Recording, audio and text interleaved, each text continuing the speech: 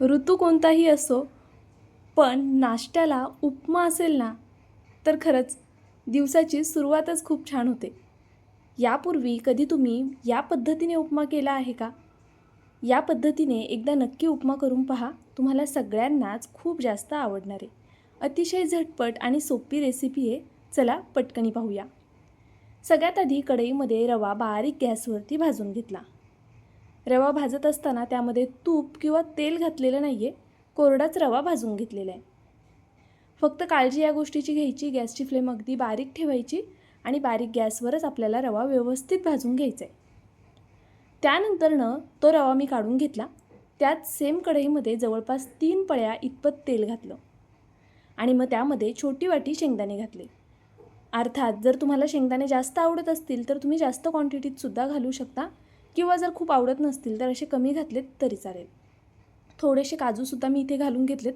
काजू ऑप्शनल आहेत, पण उपम्यामध्ये ना काजू खायला खूप छान लागतात, त्यामुळे मी इथे काजूसुद्धा घालून घेतलेले आहेत. शेंगदाणे आधी घालायचे. शेंगदाणे थोडे परतत आले की मग काजू घालायचे. गॅस बारीक आहे. बारीक गॅसवरच मी हे शेंगदाणे आणि काजू छान असे परतवून घेतले. मस्त तळले गेलेले आहेत, पाहू शकता तुम्ही. आता आपण हे एका भांड्यामध्ये काढून घेऊया. त्यानंतरनं काय करायचे, याच तेलामध्ये आपल्याला सगळ्यात आधी मोहरी घालून घ्यायची. शक्यतो बारीक मोहरीचा वापर करा. इथे मी बारीक मोहरी 1 चमचाभर घातलेली आहे. त्यानंतरनं आपल्याला यामध्ये उडदाची डाळ घालायची आहे. जर उडदाची डाळ नसेल तर तुम्ही उडदाच्या डाळीऐवजी मुगाची डाळसुद्धा वापरू शकता. डाळ आणि मोहरी छान अशी तडतडली गेली की यामध्ये अगदी बारीक चिरलेली हिरवी मिरची घालायची.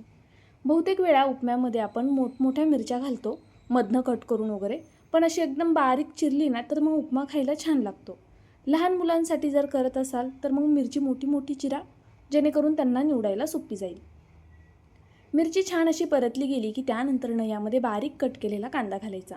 इथे मीडियम साईजचे 2 कांदे मी छान असे चौकोनी कट करून घेतले होते, ते आपण यामध्ये घालून घेतले. मीडियम फ्लेमवरती हा कांदा व्यवस्थित परतवून घेतला. त्यानंतर यामध्ये टोमॅटो घातला. मीडियम साईजचा 1 टोमॅटो बिया काढून घेतलेला आहेत आणि तो घातला आहे मी इथे.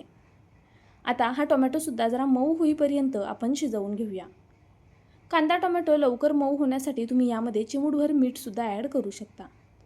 आता कांदा टोमॅटो व्यवस्थित असा ट्रान्सपरंट झालेला आहे, शिजलेला आहे. आता आपण यामध्ये जो भाजून ठेवलेला रवा होता ना, तो, शेंगदाणे आणि काजू घालून घेऊया. आता हे सर्व छान असं एकजीव करून घ्यायचे.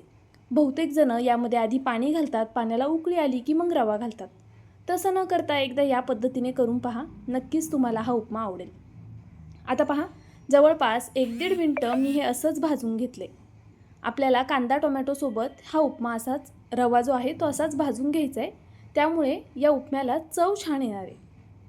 आता मी इथे लिंबू घेतला आहे. एका लिंबाचा रस मी यामध्ये घालून घेते आहे. लिंबाला जास्त रस नाही आहे म्हणून मी इथे एका लिंबाचा वापर केला आहे. आपण टोमॅटोसुद्धा घातला आहे. जर लिंबाला जास्त रस असेल तर कमी लिंबू वापरलं तरी चालेल. आता इथे मी संपूर्ण 1 लिंबू अशा पद्धतीने पिळून घेतलेलं आहे आणि ते यामध्ये घालून घेतलं. आता आपण हे सर्व छान असं एकजीव करून घेऊया. व्यवस्थित परतवून घ्यायचे अगदी या पद्धतीने. छान असा तो लिंबाचा रस जो आहे तो या रव्याला सगळीकडे लागला गेला पाहिजे. आणि त्यानंतर आपल्याला यामध्ये गरम पाण्याचा वापर करायचा आहे. पाणी घालताना अंदाजे घालायचं, मोजून मापून घालण्याची गरज नाही आहे, मी तुम्हाला अंदाज सांगते.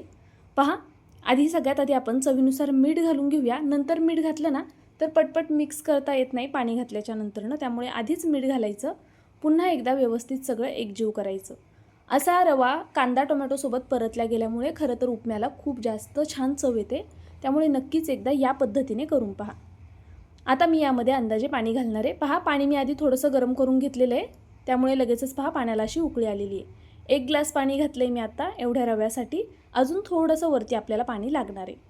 तर रव्याच्या वरती 1 पेर इतपत आपल्याला पाणी घालायचं आहे. खूप जास्त नका घालू, अगदी या पद्धतीने. आणि गॅस मीडियम ठेवायचा आहे.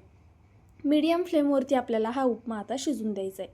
अगदीच बारीक गॅस ठेवलात तर मग पाणी थोडं एक्स्ट्राचं शिल्लक राहील.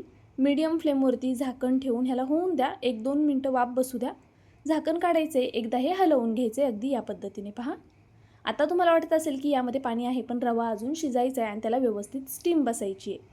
त्यामुळे मी पुन्हा एकदा झाकण ठेवणार आहे. एकदा मध्ये हे काढून मिक्स करायचं, म्हणजे व्यवस्थित असं सगळीकडे एकसारखा रवा शिजला जाईल.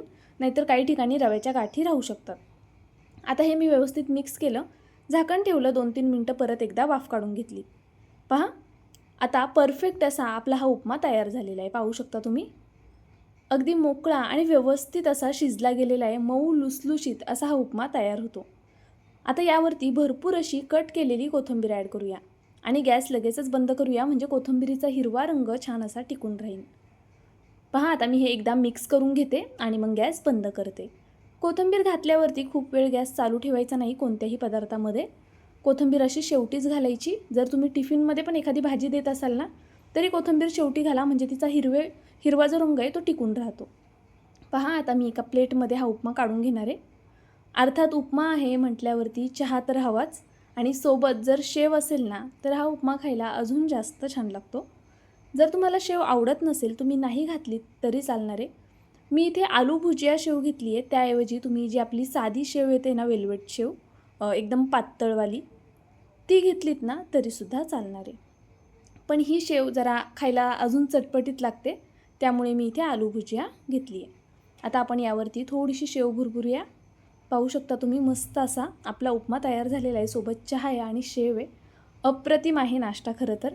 जर पावसाळ्याचे दिवस असतील ना, तर उत्तम आहे हा उपमा. किंवा मग उन्हाळा असो, हिवाळा असो, अगदी कोणत्याही ऋतूत करता येईल असा नाश्ता आहे. पोटभरीचा आहे आणि रवा खाल्ल्यामुळे असं म्हणतात मुलांची तब्येतसुद्धा होते. त्यामुळे नक्कीच आठवड्यातनं 2-3 वेळा तरी या पद्धतीने उपमा करत जा. रेसिपी आवडली की नाही ते मला कमेंट करून नक्कीच कळवा. नवीन असाल, अजून सबस्क्राईब केलं नसेल तर सबस्क्राईब करून घ्या. मित्रमैत्रिणींना हा व्हिडिओ शेअर करायला मात्र विसरू नका. बरं चला, पुन्हा एकदा व्हिडिओ संपूर्ण पाहिल्याबद्दल मनापासून धन्यवाद. उद्या पुन्हा भेटूया अशाच एका छानशा रेसिपीसोबत. तोपर्यंत bye. Thank you so much for watching.